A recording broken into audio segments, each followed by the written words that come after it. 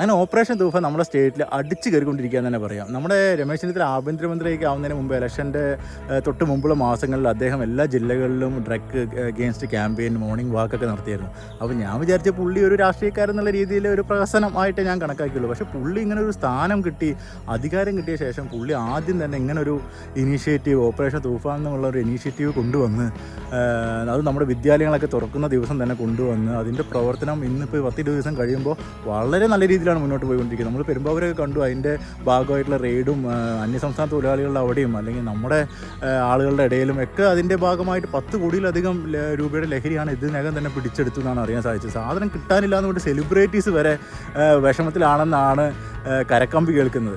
അപ്പോൾ ആ ഒരു രീതിയിലേക്ക് ഇത് അത്രയും നന്നായിട്ട് ചെയ്യാൻ അദ്ദേഹത്തിന് സാധിച്ചു. അതുപോലെ തന്നെയാണ് നമ്മുടെ ഇതിനുമായിട്ടുള്ള കേരള പോലീസിൻ്റെ ഭാഗത്തു നിന്നുള്ള സപ്പോർട്ട്. കേരള പോലീസിന് നഖമഴിഞ്ഞ പിന്തുണ കിട്ടിയതുകൊണ്ടാണ് അവർക്ക് ഇതുപോലെ പ്രവർത്തിക്കാൻ സാധിക്കുന്നത്.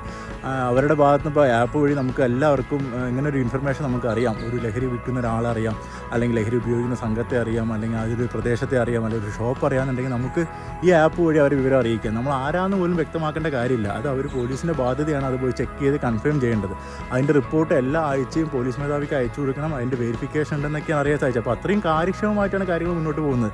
അതല്ല ഇനി നമുക്ക് വാട്സപ്പ് വഴി അറിയിക്കണമെങ്കിൽ അങ്ങനെ അറിയിക്കാം. അങ്ങനെ എല്ലാ രീതിയിലും ഈ ഒരു സംഭവത്തെ പിടിച്ച് കെട്ടാൻ തന്നെയാണ് പോലീസ് തീരുമാനിച്ചിരിക്കുന്നത്. എന്തായാലും ഇതിന് ഭയങ്കര നല്ല പിന്തുണ നമ്മുടെ ഭാഗത്ത് നിന്ന് കൊടുക്കണം. ഇപ്പോൾ ഇന്ന് രമേശ് ചെന്നിത്തല പറഞ്ഞിട്ടുണ്ട്, നമ്മൾ എങ്ങനെ എല്ലാ യുവാക്കളും ഇതിൻ്റെ ഭാഗമാണോ, യുവാക്കൾ ചെറിയ ക്ലബ്ബുകൾ അല്ലെങ്കിൽ നമ്മുടെ നാട്ടിലുള്ള ചെറിയ സംഘടനകളൊക്കെ ഇതിൻ്റെ ഭാഗമായി പ്രവർത്തിച്ച് പോലീസിന് ഇൻഫർമേഷൻ നമ്മളവിടെ ഉണ്ടെങ്കിൽ കൈമാറണം, അങ്ങനെ ഇതിൻ്റെ ഭാഗമായിട്ട് മുന്നോട്ട് വരണമെന്നാണ് അദ്ദേഹം പറഞ്ഞിരിക്കുന്നത്. അതൊക്കെ വളരെ നല്ല കാര്യമാണ്. കാരണം ഇത്ര കാലമായിട്ടും ഇതിനെതിരെ ശക്തമായൊരു നടപടി എടുക്കാൻ കഴിഞ്ഞിട്ടില്ല എന്ന് തന്നെ പറയാം പോലീസിന്. അതുകൊണ്ടാണല്ലോ ഇത്രയും ഇത് തഴച്ച് വളർന്നുകൊണ്ടിരിക്കുന്നത്.